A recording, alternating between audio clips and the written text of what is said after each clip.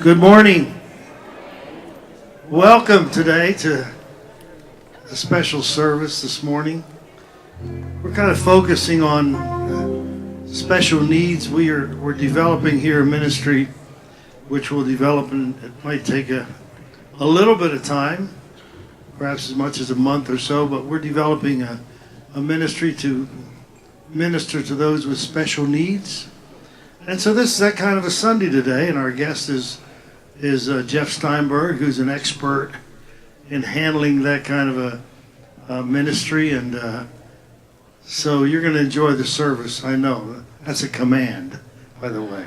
You're going to enjoy the service. You're going to enjoy the service. We're really glad to see you this morning, and we missed last week. Bev and I took a little bit of a vacation down south. We missed you. Yeah, well, I missed being here. I couldn't wait to get back. Glad we're here today. Thank you for coming. And let's just enter in. There's a lot of people still enjoying their donut or coffee, but it's time to start. So let's worship the Lord today, and without any fear or favor, just open up to Him and receive from the Lord in this service. God bless you. Amen. Good morning, everyone. Would you stand? Let's sing about the Lord's faithfulness, His goodness, His grace, because it's enough. Great is your faithfulness. Great is your faithfulness, O God. You wrestle with the sinner's heart. You lead us by still waters into mercy, and nothing can keep us apart.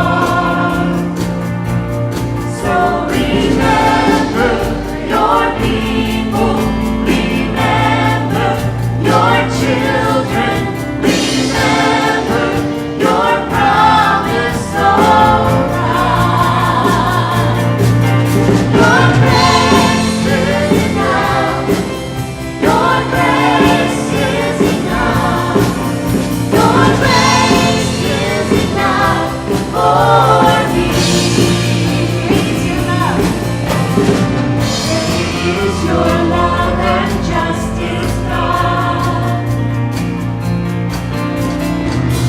You use the wind to lead the strong. You lead us in the song of your salvation, and all your people sing along. So remember your people, remember your children, remember your promise, oh God. Your grace is enough. Your grace is enough. Your grace is enough for me. Your grace is enough. Your grace is enough. Your grace is enough. Your grace is enough for me. So remember. So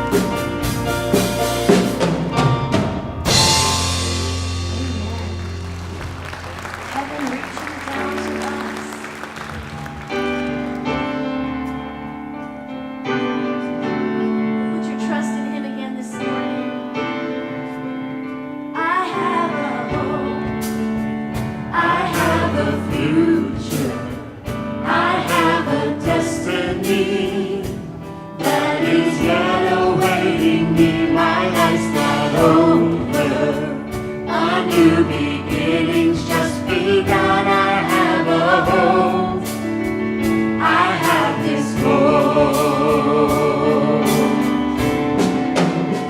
God has a plan.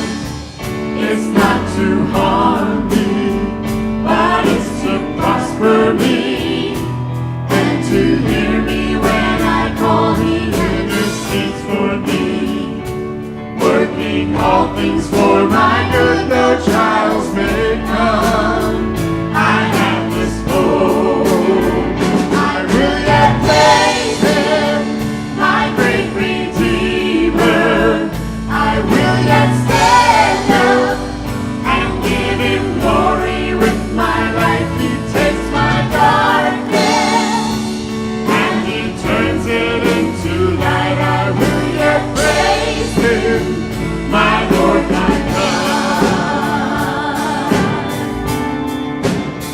My God is for me. He's not against me. So tell me whom then? Tell me whom then shall I fear? He has prepared for me great works. He'll help me to complete. I have a hope. I have this hope. Goodness and mercy, they're gonna follow me, and I'll forever dwell in the house of my great King. No eye has ever seen all He's preparing there for me. Those trials may come. I have this hope. I will yet praise Him, my great Redeemer. I will yet stand up and give Him glory with my life. He takes my darkness and He turns it into light. I will yet praise Him, my Lord, my God. There's still hope for me today, 'cause the God of heaven loves me. There's still hope for me today, 'cause the God of heaven loves me. I will yet praise Him, He's my great Redeemer. I will yet stand up and give Him glory with my life. He takes my darkness and He turns it into light. I will yet praise Him, my Lord, my God. I will yet praise Him, my great Redeemer. I will yet stand up and give Him glory with my life. He takes my darkness and He turns it into light. I will yet praise Him, my Lord, my God. There's still hope for me today, 'cause the God of heaven, He loves me. There's still hope for me today, 'cause the God of heaven, He loves me. Hallelujah.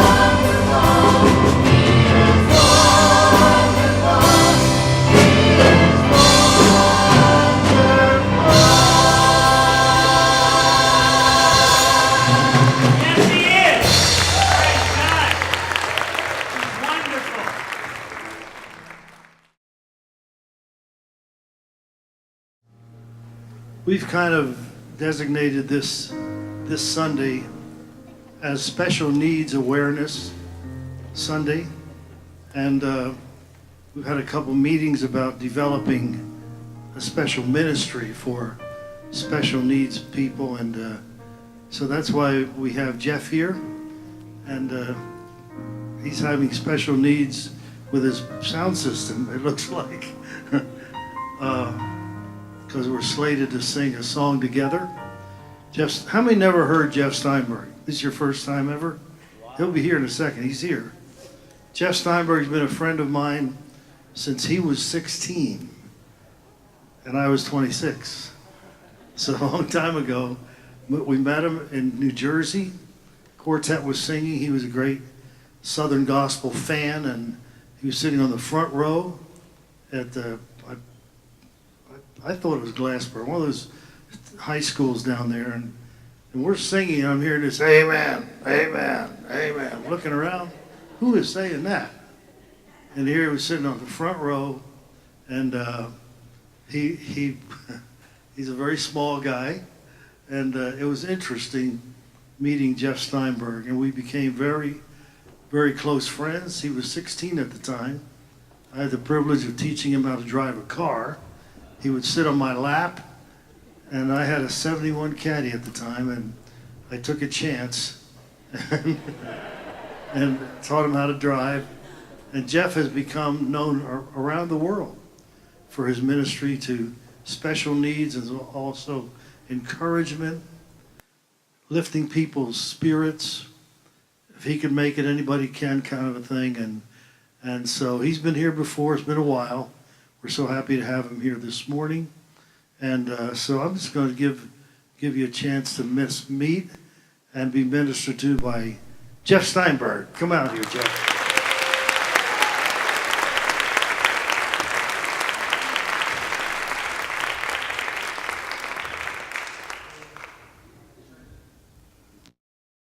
Am I on?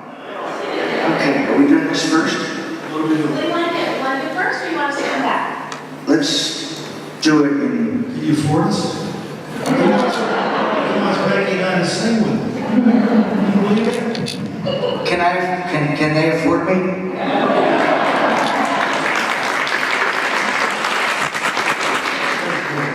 Let's do it now, okay? Let's do it now. Hey, Dylan, okay.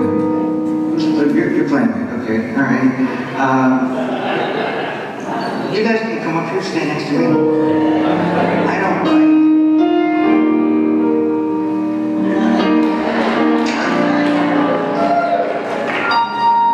Years ago, I used to tell JR I wanted to sing with the Eastmen. I never got to do that. I got to sing on the same stage. In fact, this man is the man that gave me my first opportunity to stand on a gospel music stage. Last time I was here, we did this, and I don't know, do you still remember the words? Ooh.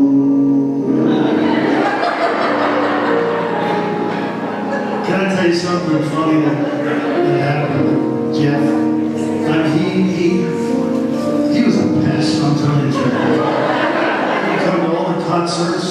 So one night I introduced him to the crowd at Southern High School and let him do a song. And he just thought the whole crowd was there to hear him. And he went on and on and on. And this is funny. I went out and finally I said, how do you enjoy Jeff Steinberg? He looked up. He said, I've got him in the palm of my hand. When I looked, he didn't have a hand. But that was true. Jeff's been a friend a lot of years and ministered to people all over the world. You know, the person I feel the most sorry for is Bev.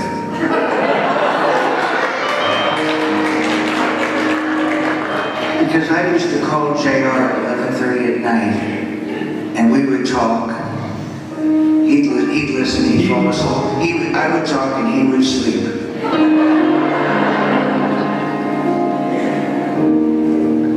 But I admired these guys, and they were my heroes. And they were my first taste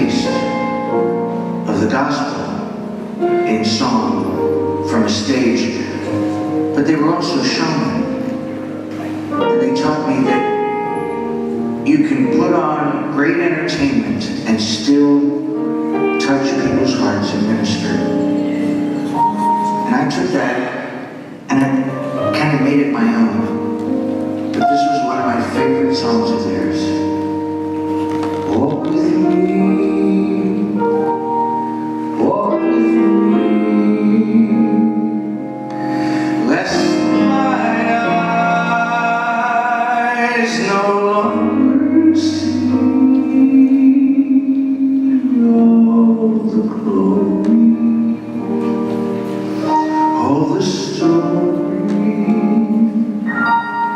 of your love.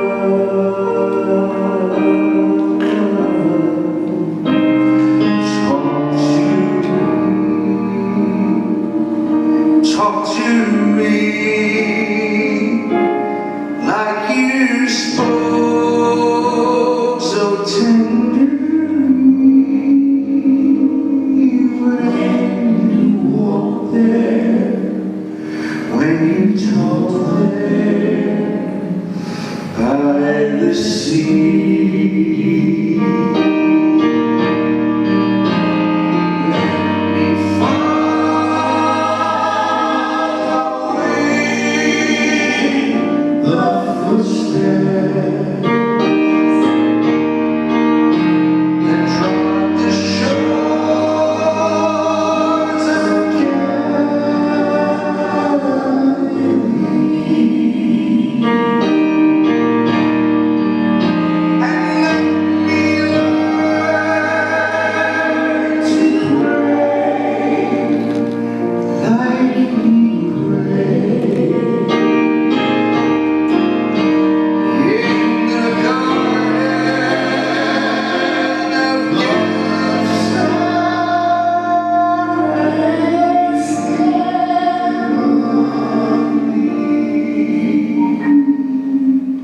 Take my hand, take my hand, teach me, Lord, to understand all my beauty, all the beauty.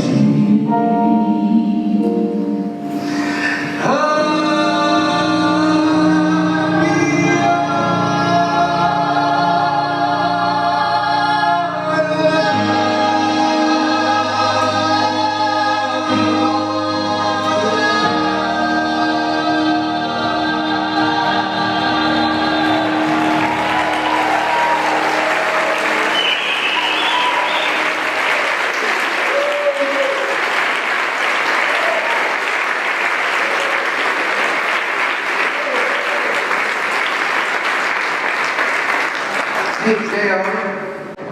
Come here a second. We're doing things a little different anyway. 51 years ago, you met me. 51 years ago. Now, I'm going to tell a story on him.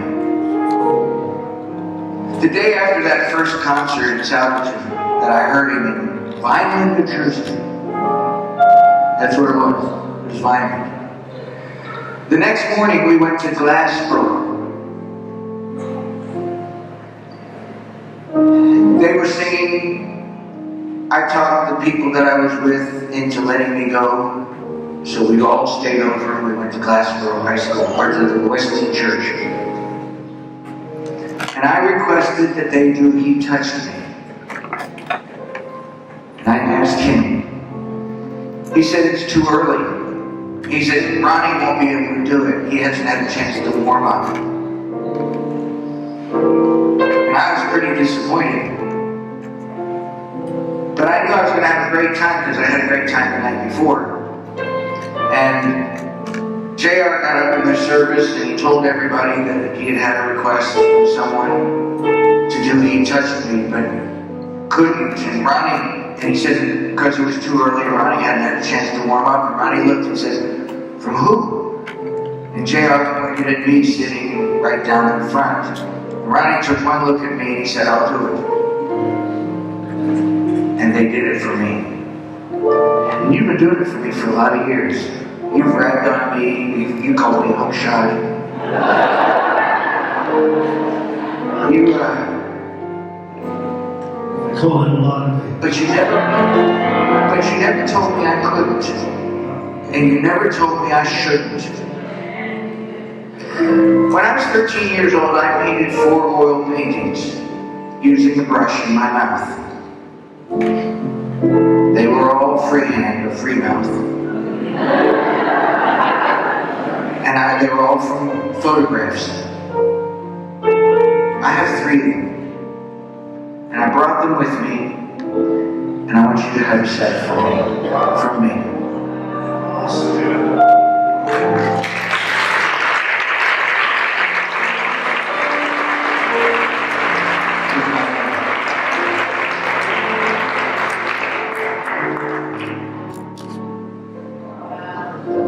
Thank you, Jeff. Thank you. And thank you. That means so much. Thank you. Wow. Give me an E flat. I've had many tears and sorrows. I've had questions for tomorrow. And there have been times I didn't know right from wrong. But in every situation, God gave blessed consolation. My trials come to only make me strong. I've been a lot of places, and I've seen a lot of faces, and there were times I felt so all alone. In my lonely hours, those precious lonely hours, Jesus told me that I am His own. Sing with me.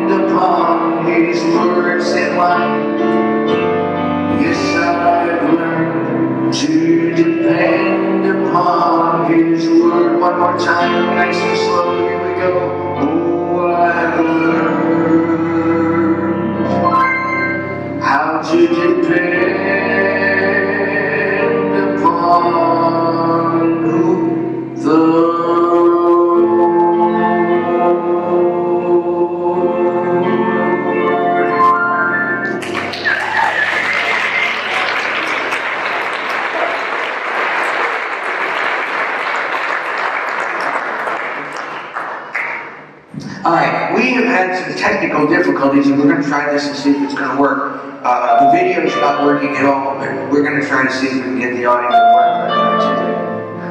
Do you want to try and hit something just to see if it works first? Yes, okay, good. Now start it again. Okay, don't go away, or don't go far, okay? I mean, you don't have to stand there. Just don't go far. I'll nod at you when it's your turn, okay?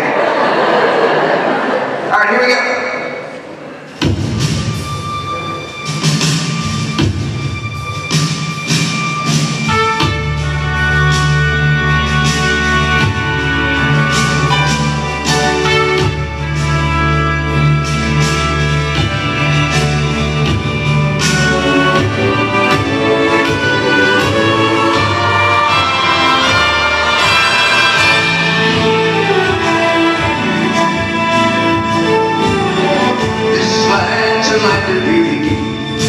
North, south, and east and west. Though I tried, I can't decide which part I like the best. There's mountains, valleys, plains, and hills, seashores, and desert sands. All beauty's rare, a gift to share from our Creator's hand. This land is filled with people, all colors, tons of creeds, all free to be, to do and see, to choose the life they'll lead. From nations all across the earth, far and wide they come. Here they find and welcome kind, a place they can call home in this great land, a land of liberty, a land of hope.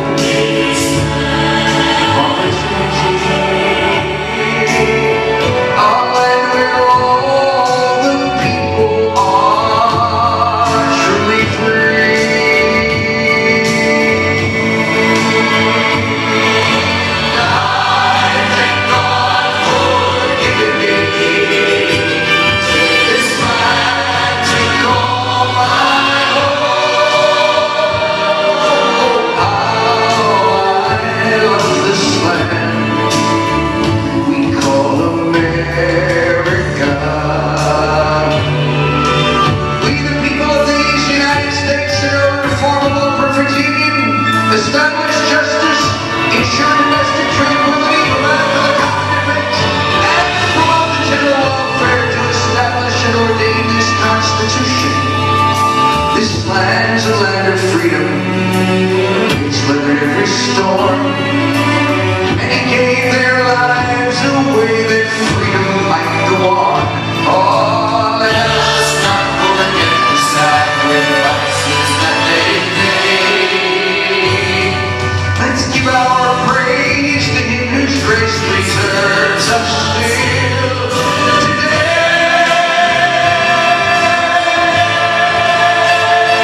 This great land, this land of liberty.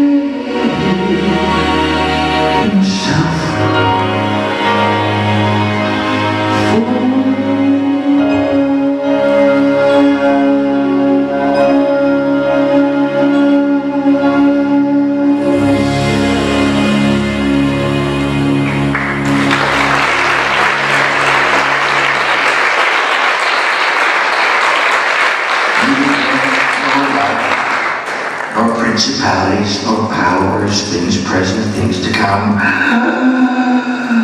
nor any other thing. Because in all things, we are just getting by. In all things, we barely know what time it is. In all things, we are conquerors. Well, if you're just a conqueror, you're living beneath your privilege. But it's amazing what people will say amen to. If it sounds good, we'll amen it. We'll slap it. Backhanded, whatever. In all things we are more than conquerors. Before we go any further, Dylan, can you bring the tracks down just a little bit? I see some hair going back.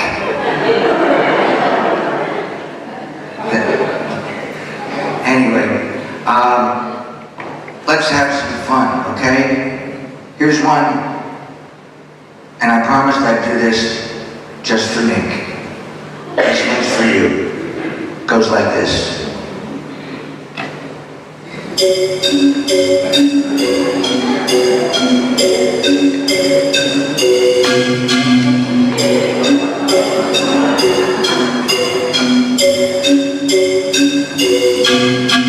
I may not be big and tall, as everyone can see.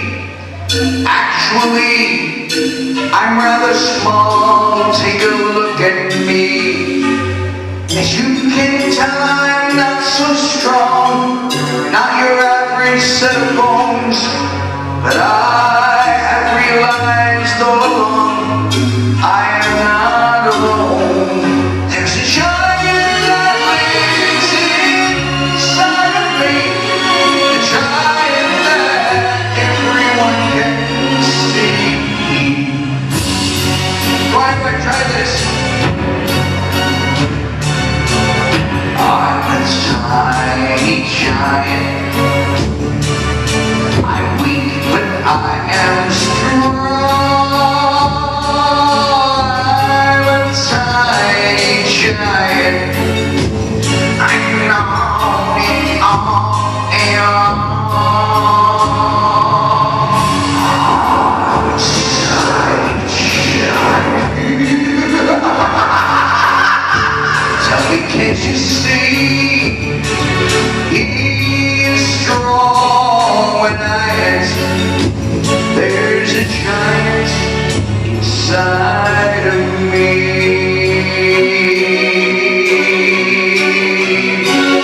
The Bible says, greater is he that is than he that is.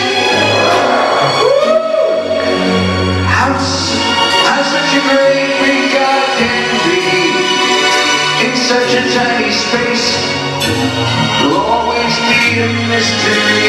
It's a miracle of grace. There's a giant that lives inside of me, a giant that everyone can see.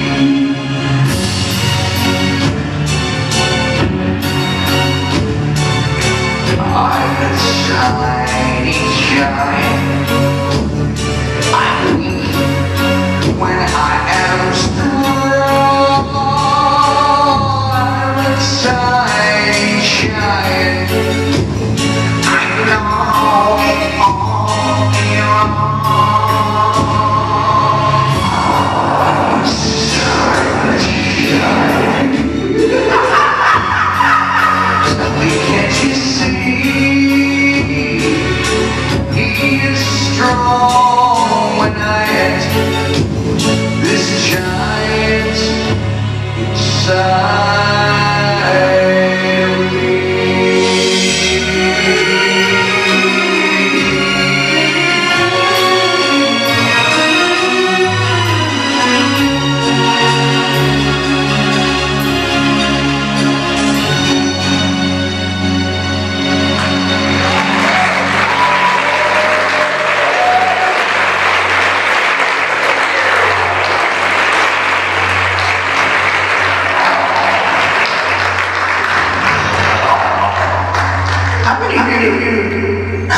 who've never heard me sing? Let me see your hand. Where have y'all been? I just sang 4 songs. Keep the track. Thank you.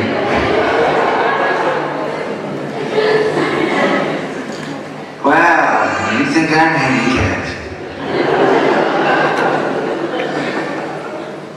My name is Jeffrey David Steinberg, and I'm a singer, I'm a comedian, I'm a humorist, I'm an author, I'm a speaker, I'm a recording artist.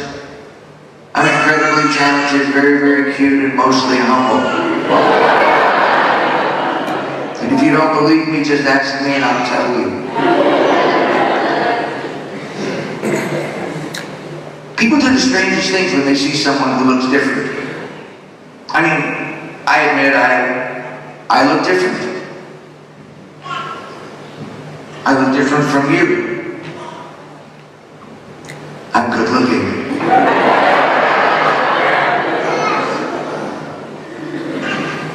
I had this 5-year-old that came up to me and he pointed to my hook. He said, "Why don't you have any hands?" I told him I used to bite my fingernails and one day I went too far. He's in trauma therapy. But he's got perfectly manicured nails.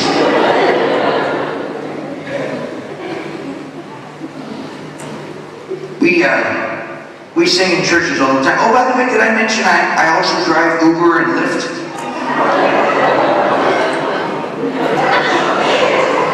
You should see the looks I get. Had a guy got in the car, sat in front, saw my hook on the wheel. He said, "Were you born like that?" I said, "Without the hook, that would really leave a mark. My mom would not be happy." I had a guy, New Year's Eve, 2015. Got to open the front door. I have this 18-inch stick I use, and it's got a stylus on the end of it so I can access my phone if I need to, to accept a ride. And it's 18 inches long. He opens the door. It's New Year's Eve. It's dark. He's been out partying. He takes one look at my stick and he says, "Whoa, dude, is that a roach clip?" I'm thinking, you really want to ride in a car with a guy who could be smoking dope with no arms? And you think I'm handicapped, and he jumped right in. We sing in churches, and we sing in schools, and we sing in prisons, and sometimes they're the same thing.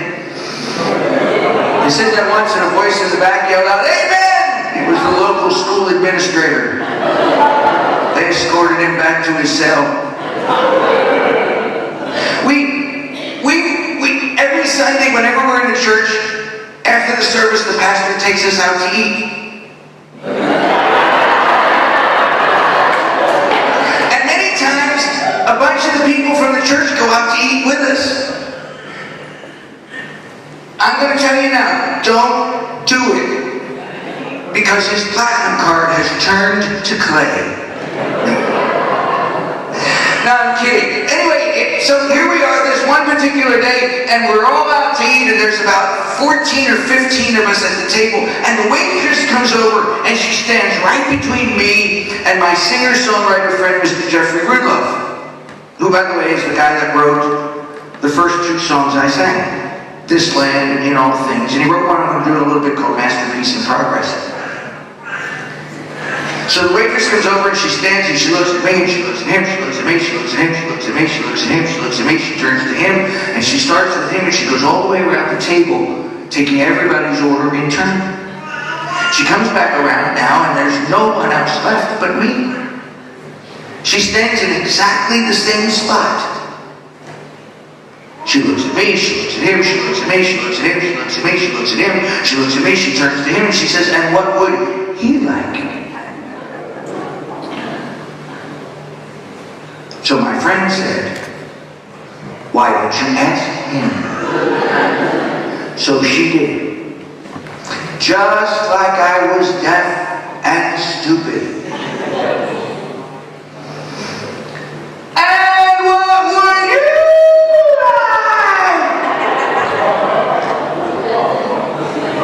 Another waitress would be nice. But Pastor, I was good.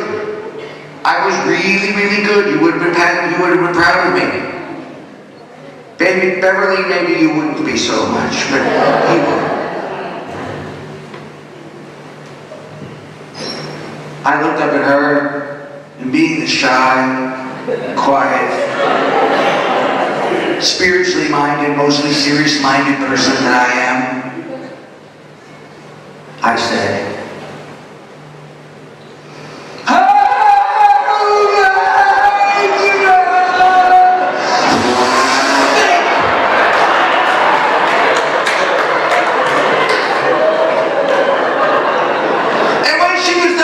herself down. I said, I'll give you a $10 tip if you can tell me what it is I do for a living. To which she replied, I don't have a clue. To which my friend responded, that's for sure. Now I'm all set to tell her that I'm a singer and I'm a speaker and I'm a comedian and I'm an author and all those things I told you about earlier, when my best friend of more than 50 years reached over, grabbed a hold of my hook and rotated it until the hook pointed toward the ceiling and said, announced to one and all at the table, he's a professional coat hanger. To which the waitress responded, really? I said, yes ma'am, and I'm a brain surgeon and you're my next patient. People think I'm handicapped. My arm is myoelectric. That means it operates off battery power. It costs $125,000. My leg costs $10,000. It costs an arm and a leg to make an arm and a leg.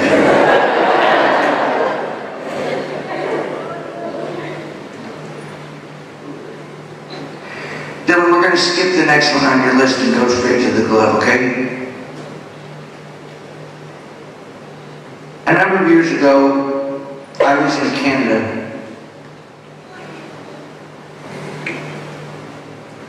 I had a trio called the Total Victory Trio.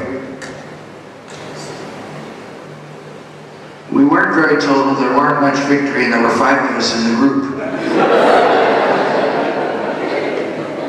Obviously, math is not our strong suit. We were rehearsing after we had set up, and it was about, halfway into one of the songs, a lady comes down the aisle, stops about halfway down.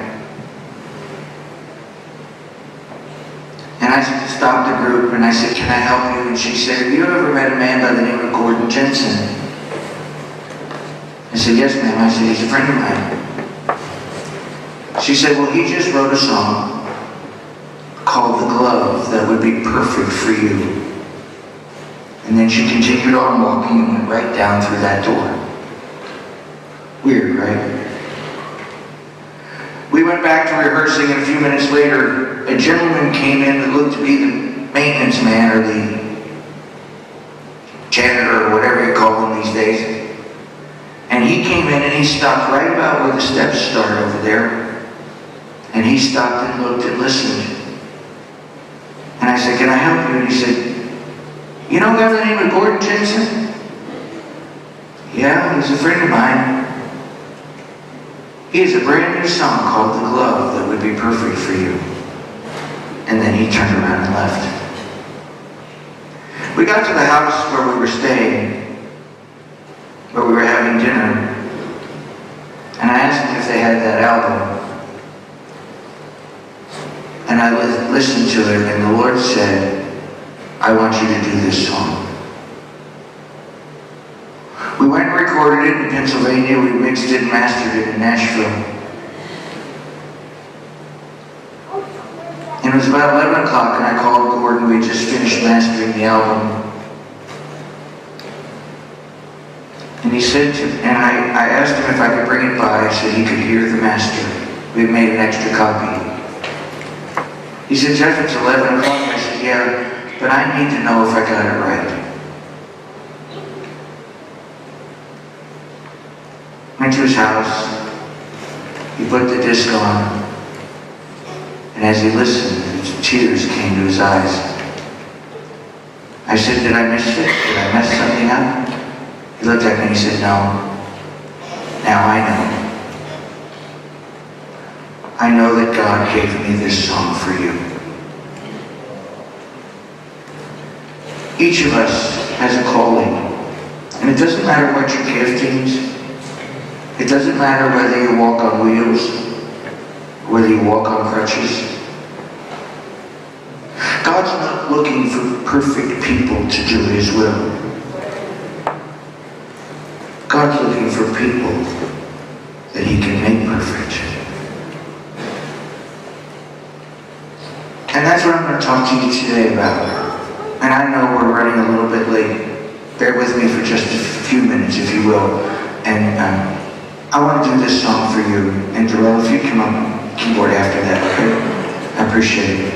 It's called The Glove, and it goes like this.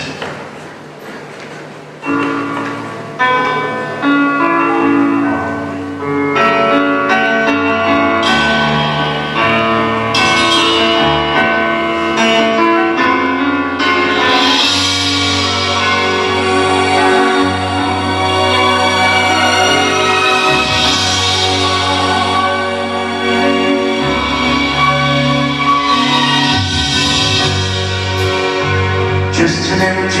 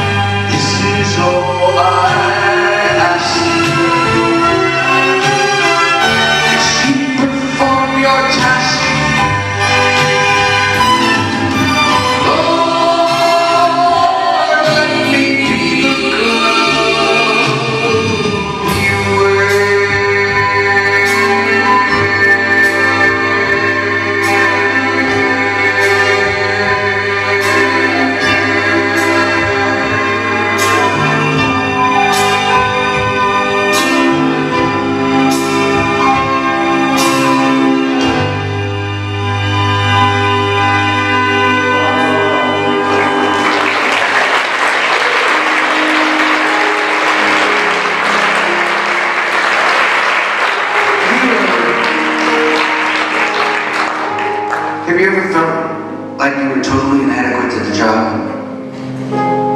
You ever felt handicapped? You ever felt like you've messed up so bad there's no way back? Have you ever thought, when you looked in the mirror, that you'll never be the person you always dreamed of becoming? A number of years ago, I messed up really bad. Believe it or not, Christians do that on occasion. Problem is, we set the bar so high and our ego gets so built up that we forget that we don't have to be perfect in the eyes of those around us, as long as we're perfect in God's eyes. And He died to make us perfect. I want to talk to you for a few minutes. Because after that incident, I was in New York State, and I was side stage in a high school auditorium. I don't do them very often. But I was doing an evening concert. And I was hurting pretty bad. And I got a text from my wife, and all it said was, Psalm 46:10. I asked somebody to grab a Bible, and I quickly looked it up, and it said, "Be still and know that I am God. I will be exalted." Now there's a whole lot more to that verse. But to this day, I didn't read anything else at that moment. All I heard in my head as I read it was, "Be still and know that I am God. I will be exalted." I was supposed to sing and speak in a church nearby the next morning, and I heard the Lord say to me that Saturday night, "I want you to talk about this." So you know what I did? I looked to heaven and said, "You have got to be out of your mind. I have no idea what it is you want me to say. I'm barely keeping it together." And He said, "You show up, and I'll be there, and I'll meet you, and I'll tell you exactly what to say." And I did. First thing He said was, "Be still and know that I am God. I am the God who created you. I will be exalted." We all have a story, ladies and gentlemen. And it doesn't matter who you are, or where you're from, or what your lot in life is. We talk about people with handicaps. The truth is, we all have challenges. And our story is what makes us who we are. But most of us try to run from it. "Well, Jeff, you don't understand. You never lived in my part of town, or you never had to do without groceries, or you never lived with alcoholic or drug addicted parents or siblings." Do you know what it's like to ask a stranger to help you use the bathroom at an airport? Do you know what it's like to know that there are things I'll never be able to do? And then some well-meaning Christian comes up to me and pats me on the head and says, "God bless you." I was 11 when that happened to me, Bev. So I growled. I said, "Rrr." I said, "I bite."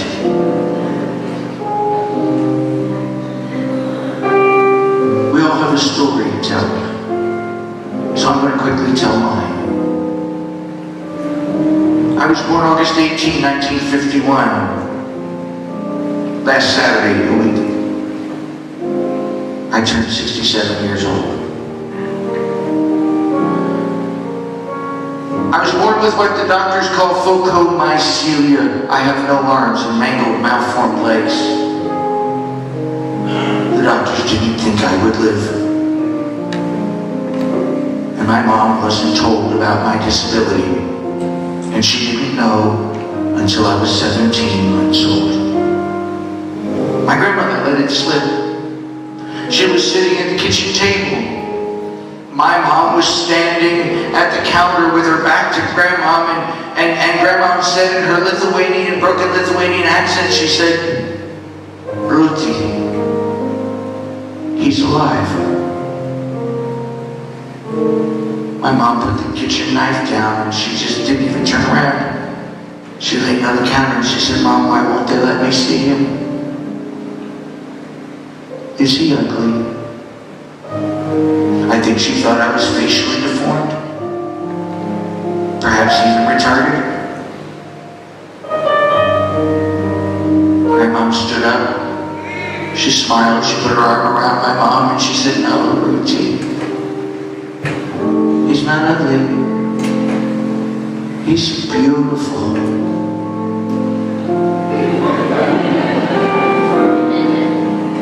He has a Yiddish cough. A Jewish head, a Jewish face. When I was almost 2 years old, my mom and my dad and my grandmother and my oldest sister Linda came to see me for the very first time. And my mom picked me up and she held me in her arms and she paced the floor back and forth. Back and forth, back and forth. And then she turned and she put me back. Swung around with me and stood as tall as her 4'8" frame would hold her. And she looked at my father and said, "Irving, take me home. I'm ready to leave now."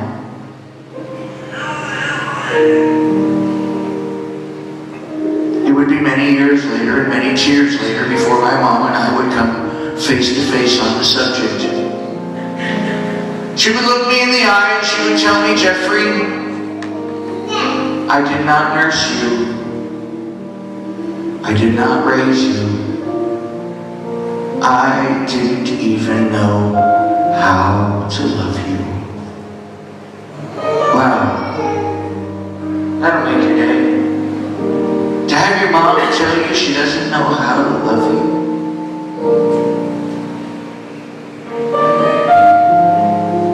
And what are you complaining about?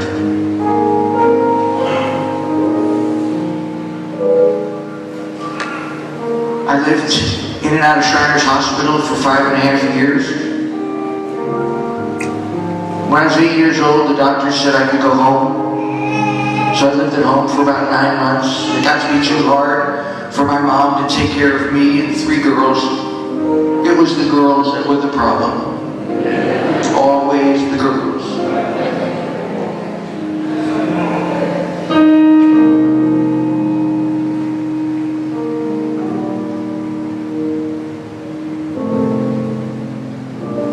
I lived with a foster family that had a child, a daughter with cerebral palsy. 8 weeks. And then I was moved 63 miles away to the Good Shepherd Home for crippled children and old people. October 31st, 1960. Halloween Day. But don't feel sorry for me. No, don't you dare. You see, I met a Christian couple. They took me to that gospel concert in Vineland. They stayed over with me so I could go to that church. They took me to their church and they took me to camp meeting. And as an 11-year-old boy, I, Jeffrey David Steinberg, made a commitment to faith to give my life to Jesus. and I discovered for the very first time in my life that I really am fearfully and wonderfully made. God makes no mistakes. God makes no junk.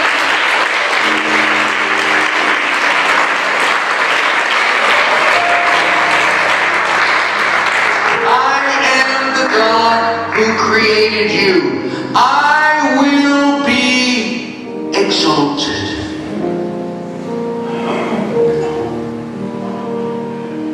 I can look in the mirror and I don't see anybody handicapped. You can look in the mirror and you can put aside all the excuses, all the reasons you had for why it is God can't use you. Scrap it. Step up to Pastor JR and say, where's the line start that I can step up and help? You want to start a ministry for people with disabilities? Bring your friends. Get them involved in this church, in this family. Be a part of their life. Laugh with them, cry with them. Don't just go visit them once in a while.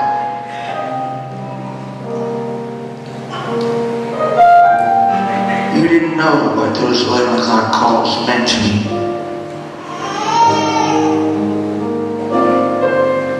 And you will never know how grateful I am that you didn't hang up on me. Because I don't know if I did. I'm the God who created you. And you never said you can't do that. And you need to stop telling your friends and your neighbors you can't do that. And start finding a way to help build the kingdom by sharing each other's gifts and talents and abilities. Second, I am the God who forgave you.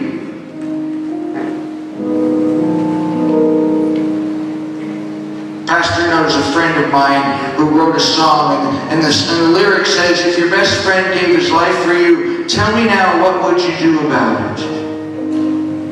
Wouldn't you tell everyone, I don't think dying is any fun for anyone? He gave his life for me in death so bitterly, yet through it all, he never said a word. Only forgive. I'm forgiven. Now I have a reason for living. I'm somebody. And I'm special. And you are too. So stop trying, walking around, looking with a sad poker face like some sort of poor me thing.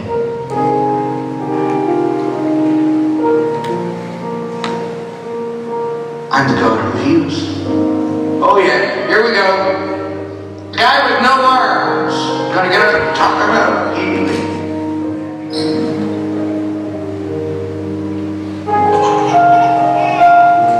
Healing is not about physical perfection.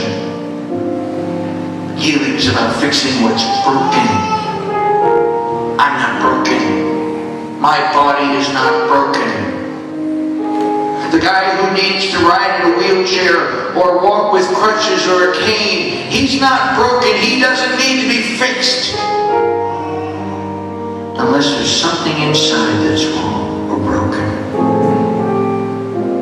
Marriages, relationships, the one we keep, the one that we should have gotten rid of, the ones we let go of that we should have kept.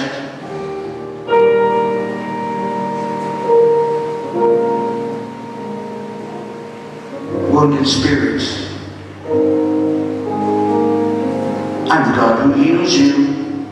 I will be exalted. And finally, I'm the God who calls you, who will also equip you. I didn't tell this in this first service.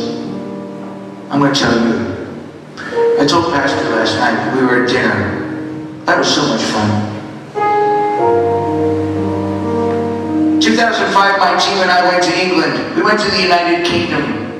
England, Scotland, South Wales, Belfast, Northern Ireland. That's the kingdom without the mouse. No magic there. We went to England, and the guy who booked us decided in his infinite wisdom, Darrell, that my first tour to the United Kingdom should include ministry in a maximum security men's prison. I haven't forgiven him for it. Now I have this song that I sing often, and it's called "It's a Long Way Up When You're Coming From Nowhere," and it's on my Tiny Giant CD. And there's a line in it that says you gotta fight a little harder, you gotta push a little more. I come down into the audience and I find some big bruiser. And I'll sing the line, you gotta fight a little harder, you gotta push a little more, and I'll start shoving my shoulder up against him. And there was this guy on the fourth row, and he looked just like the actor, the late Michael Clark Duncan. How many of you remember him from The Green Mile? This guy had arms like tree trunks. He had his t-shirt wrapped around a pack of smokes. His arms were crossed and his eyes were looking at me like, don't even think about it. So I didn't. I walked right up to him and I said, you gotta fight a little harder.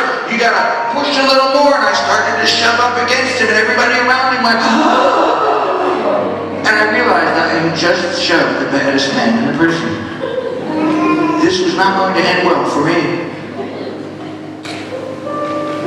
And after what was probably only a couple of beats in the song, seemed like forever to me, the biggest, whitest grin came across his face. And a voice in my head said, gotcha. Now I did something at the end of that service that I never do. I threw it open for questions, and immediately his hand was the first one in the air, and immediately my head turned in the opposite direction. I was not messing with him, but I couldn't get away from him. He said, why are you here? I started to give the standard answer. I'm here to let you know God cares about you. He said, no.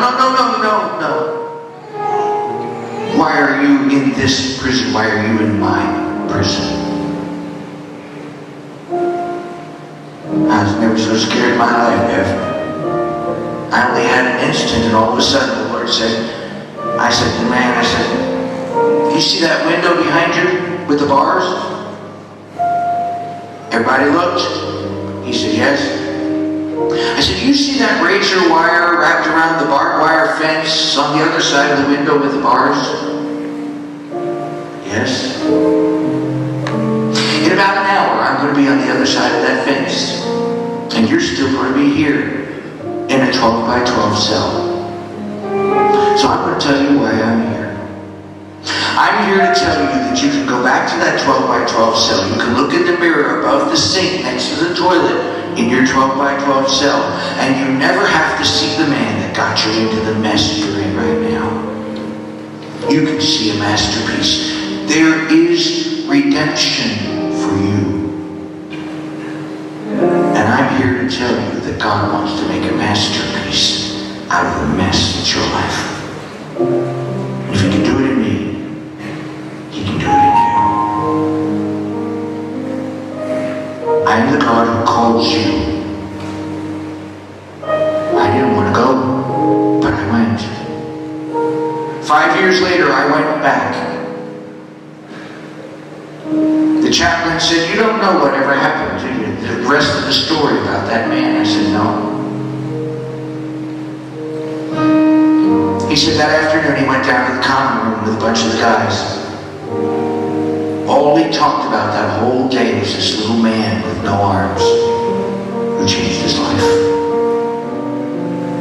And he made a commitment to faith and he gave his life to the Lord that night. She said, Jeff, that wasn't the best part of the story. I said, what do you mean? I said, okay, tell me more. She said he only had 8 weeks left in his sentence. And except for what he was required to talk about, all he talked about was this little man with no arms and his newfound faith that changed his life. She said, but it gets better than that.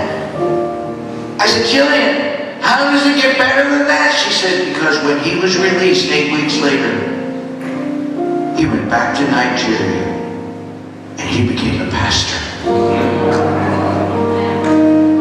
I am the God who calls you, and I will equip you. I'll give you everything you need to do the job I want you to do. And you can do all the other things you like. Just listen for when I call and be available. Who'd have thought 45 years ago that a little man with no arms and mangled legs would be in Lansdale, Pennsylvania today? Father, I thank you for this church. I thank you for this day. I thank you for the ministry they're beginning. And I thank you for all the lives that they will touch. I thank you for all the people who will step up to JR until he gets worn out, signing up people to help meet the needs of the community, regardless of their abilities or their limitations. I thank you that you can make a masterpiece out of our lives. And I pray that you will use what we have shared today over and over and over again. Forgive us for our whining and our complaining. Forgive us for our excuses. Forgive us for refusing to heed the call. Thank you, Father. We love you in Jesus'